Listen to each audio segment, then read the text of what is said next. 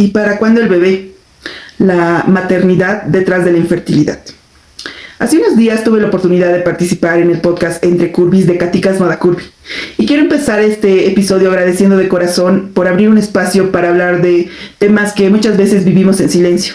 Al terminar me quedé reflexionando con las cosas que me hubiera encantado decir en ese momento. La experiencia fue una gran inspiración y me recordó lo mucho que disfruto crear espacios de conversación, compartir vivencias y hablar de temas que realmente pueden acompañar a otras personas. Y fue ese impulso perfecto para retomar este proyecto que me llena de mucha ilusión. Y desde ahí nace este episodio, desde mi experiencia como mujer, como psicoterapeuta, como mujer embarazada y como futura mamá. Hay algo que me hizo reflexionar mucho durante todo este proceso. Desde muy jóvenes y adolescentes nos enseñan cómo cuidarnos para no embarazarnos. Nos hablan de métodos anticonceptivos, de prevención y de todo lo que debemos hacer para evitarlo. Pero muy pocas veces nos hablan de la otra cara de la historia. Casi nadie nos prepara para saber que para muchas mujeres y parejas, el verdadero reto no es evitar un embarazo, sino lograrlo. Nadie nos habla del desgaste físico, ni del duelo de la infertilidad como tal. Porque cuando llevas un año buscando el embarazo y no lo has logrado, técnicamente es considerado infertilidad. Y el duelo por infertilidad es profundamente desgastante. Porque no consigues lo que esperas que de alguna manera se dé de forma natural, sin la preocupación constante de sentir que no lo vas a poder lograr. Rompe con la ilusión de cómo creías que sería este proceso. Y no nos hablan tampoco de las condiciones hormonales, del desgaste emocional, de los costosos que pueden ser los tratamientos y las pérdidas gestacionales. Y cuando nadie habla de eso, terminamos creyendo que somos las únicas que lo estamos viviendo. Por eso decidí compartir mi historia. Porque sé lo mucho que ayuda a escuchar a alguien decir, a mí también me pasó y no estás sola. Este camino ha sido muy doloroso. Hace 4 años que estoy casada. Al principio mi esposo y yo disfrutábamos plenamente de nuestro matrimonio. Yo tenía claro que en el futuro quería ser mamá, pero sentía que con calma lo podíamos lograr. En ese momento no era una preocupación para nada. Sin embargo, cuando realmente dijimos juntos, ya es hora, es momento, empezamos a intentarlo. Pasaban los meses y ese embarazo simplemente no se daba. Fue ahí cuando el camino empezó a transformarse. Durante casi 2 años busqué quedar embarazada. En ese trayecto escuché muchas opiniones médicas, pero quiero aclarar algo. Los profesionales de la salud tienen la responsabilidad de informarnos sobre los riesgos y tratamientos, pero la forma en que se transmite esa información lo cambia todo. La empatía no debería estar separada del conocimiento científico. En esa experiencia me tocó un médico endocrinólogo que me decía que si me embarazaba, mis futuros hijos tendrían malformaciones. En ese momento llegué a casa llorando, pensando en que cómo todo se reducía al peso. No importaban los demás factores, ni estudios previos, ni nada, solo bajar de peso. Me indicó un tratamiento muy invasivo con inyecciones que me causarían mareos y náuseas, síntomas que yo no podía tolerar por las migrañas.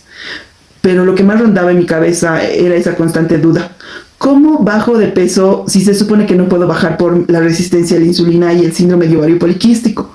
Te dicen que si bajas de peso vas a regular la glucosa en tu cuerpo, pero se supone que no puedes bajar de peso porque tienes resistencia a la insulina. Es como no encontrar ni el principio ni el fin. Te deja en un círculo vicioso sintiéndote culpable, asustada y con esa sensación de que tu cuerpo está fallando. Pero más allá del peso, yo creo que hay que mirar a la persona completa. Que en todos lados las miradas se centren solo en el peso y en esa falsa idea de que bajando de peso se va a solucionar tus problemas o la infertilidad, en mi caso, simplemente no es el caso. Hay mucho más allá de un número en la balanza. Hay múltiples factores hormonales, metabólicos, emocionales que influyen en la idea de concebir. El peso alto puede ser un factor influyente, pero más por lo que conlleva internamente. Condiciones como el síndrome de ovario poliquístico, problemas de tiroides o la misma resistencia a la insulina no le permiten a tu cuerpo regularse fácilmente. En mi caso, tras varios estudios descubrimos que había un componente hormonal, el síndrome de ovario poliquístico. Y aquí quiero detenerme un poco porque durante mucho tiempo pensábamos que el síndrome de ovario poliquístico significaba solamente o simplemente tener quistes en los ovarios. Pero la realidad es que es mucho más compleja. Actualmente existe una mirada médica mucho más amplia sobre esta condición. A través de consensos internacionales publicados en revistas científicas reconocidas médicas como The Lancet, se ha planteado la necesidad de cambiar la forma en la que interpretamos el SOP. Porque no solo se trata de ovarios, sino de una condición con importantes componentes hormonales, endocrinos y metabólicos. Esto nos invita a comprender que muchas mujeres no están atravesando simplemente un problema de quistes o de peso o de hábitos o de dietas y todo esto, que es un proceso muy largo, sino de condiciones que afectan la ovulación, el metabolismo y la fertilidad. Reducir todo a un solo baja de peso y te vas a embarazar es invisibilizar esta complejidad. Las cosas empezaron a cambiar cuando me encontré con un profesional que decidió mirar mi salud de una manera integral. No solo vio un número en la balanza, sino una persona completa. La fertilidad no depende únicamente de la mujer, ni únicamente del peso. Hay que evaluar a la pareja en sí y hacer estudios completos. Con un tratamiento respetuoso y nada invasivo a base de suplementación, orden de hábitos, atención a deficiencias como la vitamina D, que pocas veces los médicos consideran, pero en mi caso fue clave para regular mis hormonas. Logramos preparar mi cuerpo. Algo que también quiero tocar es el duelo en pareja y una de las herramientas terapéuticas que me ha ayudado durante todo este proceso. El desgaste en pareja y el aprendizaje desde la psicoterapia. En todo este camino mi esposo fue un apoyo fundamental. Aunque él no entendía exactamente lo que yo vivía en mi cuerpo, él también transitaba su propio duelo. Nuestra mayor ilusión era ser papás y no lo estábamos logrando. Así que todo se reducía a una pregunta. ¿Qué más tenemos que hacer? ¿Qué más podemos hacer? En nuestro caso, ambos nos sometimos a estudios porque para buscar ese embarazo teníamos que encontrar la respuesta a esta infertilidad. Y aquí vale la pena aclarar que la infertilidad es muy distinta a la esterilidad. Mientras yo procesaba el duelo, él transitaba también el suyo, yo sometiéndome a un estudio tras otro. Esto me llevó a un desgaste físico, emocional tremendo. Llegué a someterme a tantas pruebas, procedimientos que hubo en un punto donde realmente quería renunciar a todo. Algunos exámenes eran tan dolorosos que pensaba, siento que no debería ser así. Tanto esfuerzo y no se está logrando. Y aquí es donde cobra un enorme valor como experiencia psicoterapéutica. En consulta suelo acompañar a muchas personas para trabajar la salud mental, pero vivirlo en carne propia te confronta. Una de las herramientas psicoterapéuticas más potentes y necesarias que tuve que aplicar en mi propia vida fue establecimiento de límites. Desde la psicología sabemos que poner límites no es un acto de egoísmo ni de rechazo hacia los demás. Es una estrategia vital de autocuidado y de contención emocional.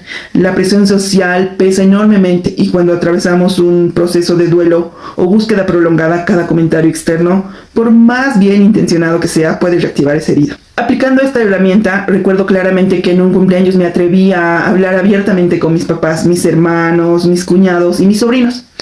Les pedí, desde la empatía y la claridad, que por favor ya no me preguntaran más. ¿Y para cuándo el bebé?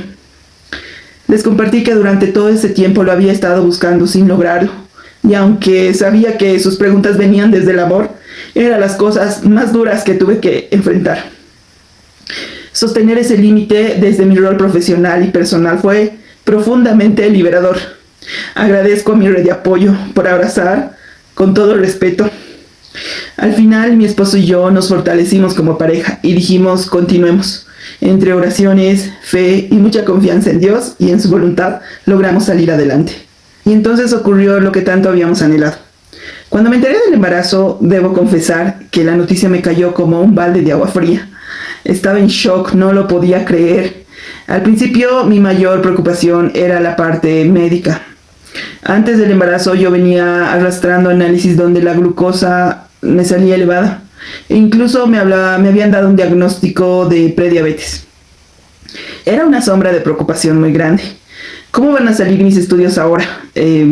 Pero la naturaleza y el cuerpo humano son infinitamente grandiosos, que cuando me hicieron los primeros análisis de embarazo me di con la maravillosa noticia de que mis niveles de glucosa estaban dentro de los parámetros normales e incluso más cerca del límite inferior. Yo no cabía de alegría y pensaba, este bebé me está regulando y sanando el cuerpo mucho más de lo que jamás imaginé. Fue un alivio y una muestra de lo sabio que es nuestro organismo. Sin embargo, esa alegría también coexiste con temores y realidades de los que poco se habla. Por un lado, muchas mujeres atravesamos el embarazo con un profundo miedo a subir de peso. A nivel médico se considera esperado aumentar entre 10 a 12 kilos, pero cuando has pasado toda tu vida luchando contra la báscula y lidiando con sobrepeso o obesidad, la idea de subir aún más genera un conflicto mental muy duro. Esa chispita de miedo no desaparece mágicamente solo por estar embarazada. Y por otro lado están los síntomas severos. Socialmente se cree que en el embarazo ganarás peso fácilmente porque debes alimentarte bien. pero para muchas mujeres el primer trimestre o todo el embarazo es una lucha constante contra las náuseas y vómitos severos. Hay mujeres que llegan a perder de 5 a 15 kilos porque su cuerpo simplemente no tolera la comida. Enfrentar ese malestar sumado a la culpa, la preocupación de si alimentas bien a tu bebé, es un desgaste enorme también. Por eso es vital entender la salud materna de forma integral. La evidencia científica muestra que el sobrepeso o obesidad pueden aumentar riesgos como la diabetes gestacional o preeclampsia, pero riesgo no significa destino o realidad para todas. Para entenderlo sencillo, de 10 mujeres con peso promedio o peso normal, aproximadamente una podría presentar complicaciones. En mujeres con sobrepeso o obesidad esta probabilidad sube a 2. ¿Aumenta la probabilidad? Sí, pero no significa que todas vayan a tener estas complicaciones. Muchas mujeres de talla grande tienen embarazos completamente saludables y hermosos, aunque no lo crean. Hoy, entre oraciones, con el corazón lleno de gratitud, mi esposo y yo podemos decir profundamente con alegría que estamos esperando un bebé que deseamos y amamos desde la primera vez que supimos de su existencia. Miro mi embarazo agradeciendo mi cuerpo por todo lo que está haciendo y agradecer también a los profesionales humanos que nos acompañaron y a nuestra red de apoyo. Y si tú estás pasando por esto, recuerda, no estás sola. Busca profesionales que combinen ciencia con humanidad, rodéate de personas que respeten tu proceso y no olvides que las estadísticas hablan de probabilidades, no de un destino. Tu historia es mucho más que un número en la balanza. No fue un camino fácil, pero sí fue posible. Así que te invito a que puedas compartir con las personas que realmente lo necesiten escuchar.